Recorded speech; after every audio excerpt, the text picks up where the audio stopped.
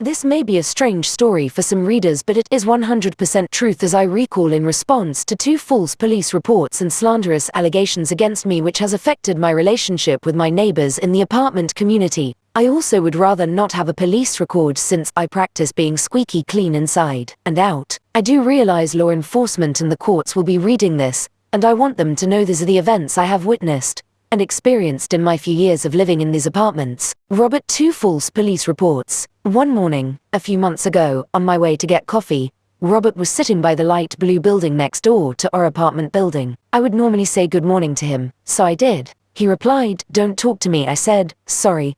I hope your day gets better." He jumped up like he was going to attack me and screamed as he followed me. As I continued to walk off, "You did it again. Don't ever talk to me again unless you want to die." I said, "Hey man, I don't know what your problem is, but you know I've had a stroke, and if you even touch me you'll end up in jail." He screamed, "You'll end up in a morgue."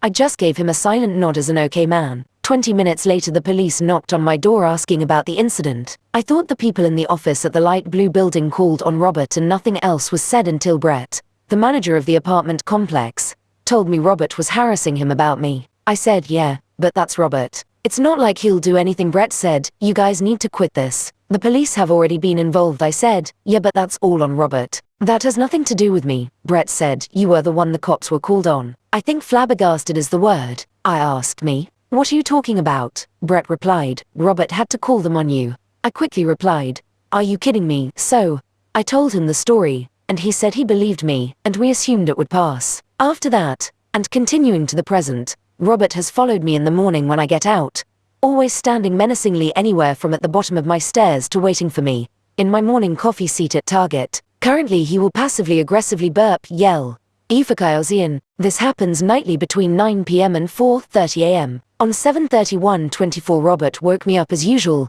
and I have not had an uninterrupted night's sleep in the last 4 months, ever since I moved to 206. I lived in 106 since the apartment complex opened. I stepped outside my door and saw him sitting in his spot staring at me like he was planning my murder. I was fed up with the village idiot waking me up, so I said with a full voice, "Devil's breath? Scopolamine." I think Mel dosed me with devil's breath the 3rd of April, 2023. She, her son Capo and another guy Kevin would sit outside my window at 106 on the sidewalk and threaten to kill the fucking howley. One day about a year ago, Mel and Capo were standing by the elevator cursing. Me, it sounded like Santeria or voodoo involving that fucking howley Sean. Another day I heard the voice of Mel's granddaughter, Eileni or Eleni, in my head. It said, "Hi friend, can you hear me? What would you do?" I said, "I do. We have superpowers," it said. "We are special. You are my special friend. Am I your special friend?" I said, "I don't know about calling us special friends, but we are special." I began feeling either Mel or maybe Capo. I went to open my front door to get some fresh air. Kevin, and who appeared to be the 5-year-old granddaughter of Mel. Kevin said, "Yeah, you better shut that door." I looked out and calmly asked, "Are you talking to me?" "This is my door to my apartment." Kevin asked, "Is she your friend?" I answered, "As much as a 50-year-old and a 5-year-old can be, I guess, yes." Kevin asked, "Special friends?" I said, "I don't know where you're getting special friend from."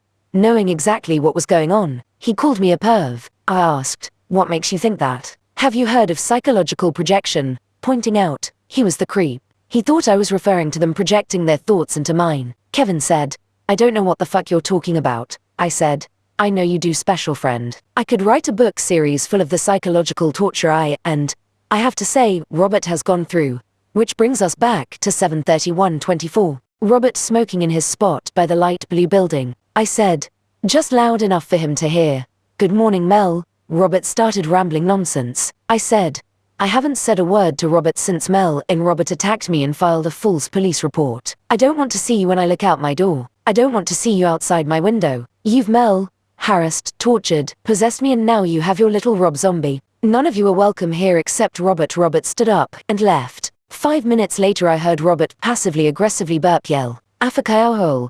I let it slide for a couple of hours, then he walked up burping and smoking on the sidewalk outside of my window. I went to the window and reminded Robert he was a howley. In my mind I could hear Robert warning me, "She wants you dead." She's in my head screaming, "Kill Sean. Kill that fucking howley." Robert, before 4 months ago, was just a mentally ill guy dealing with his demons. Now he's a quiet, well, he's whatever Mel tells him to be. He is a completely different person. His skin is always pink now. Something? Pretty sure it's scopolamine. He chain smoked. I know he drank, but he was down on drugs, so whatever is giving him the high blood pressure should still be able to be picked up in an intensive drug scan. He walked across the street, and I raised my voice just loud enough for him to hear and said, "You gotta let Robert go, Mel." I said loudly, 8:30-ish. "If your grandkids knew the only reason they can't have a loving family is because of you, they'd see how I see you. A fucking howley, just a zombie without the breath of life trying to confidence scam all your devil's breath victims into giving everything to you while you offer absolutely nothing in return. I pray Robert breaks your mind." I was talking to Robert the whole time. Then he waved the IRL Mel over to join in. She said something I couldn't make out about what I had said to Robert from my window. I got the gist of her argument. She is a covert narcissist who can't even see she has destroyed her family's lives because she's jealous of her grandkid's mother. So I repeated what I said to Robert to her. I also said, "I know you dosed Robert, and me and a few homeless middle-aged men." I also said, "If you send your familiar hyena to sniff at my door, I'll turn her into a hot dog." Then I reminded her, "Your dog needs to be on a leash. And I'm not talking about Robert." Then I saw the police drive up the street, and I said, "Good. Now I can tell them about the false police report." 5 minutes later I was in handcuffs for some reason. They were polite. I was polite. I hadn't broken any laws, and was hoping to report Robert's false police report. Nope. I get to write it, here at Safeway, just to escape Robert's harassment. Aftermath. I'm worried about Brett. When I walked from jail, I went to the apartment office. Brett opened the door and appeared intoxicated. He couldn't stop smiling. The apartment manager. I saw Mel standing in his office. His skin was pinkish like Robert's. Brett said, "I've been hearing about you all morning," I said. "Just like Robert, you hear only what she says."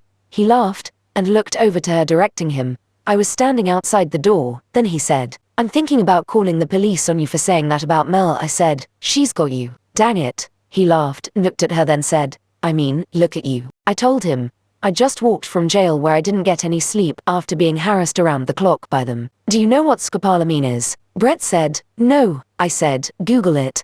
Then I left fighting the feeling of an impending nervous breakdown. Today I woke up. My lawyer Jason told me not to say a word to Robert or Mel after court. I don't speak with them anyway, so it's no big deal. Well, Robert was up to his standard menacing, making sure I had to change my path to avoid him or satisfy Mel's and Robert's provocation. She has falsely accused me of saying something like, "I'm gonna cut you, Mel." I did warn them about her dog Familia sniffing around my door, but I'm a vegan and absolutely love animals and have never uttered the ghetto slang, "I'm gonna cut you." I plead not guilty, and would rather not even waste my time in court, since it is just the effect of this narcissistic abuse. There's no money to be made on me anyway in court. I'm broke. The end.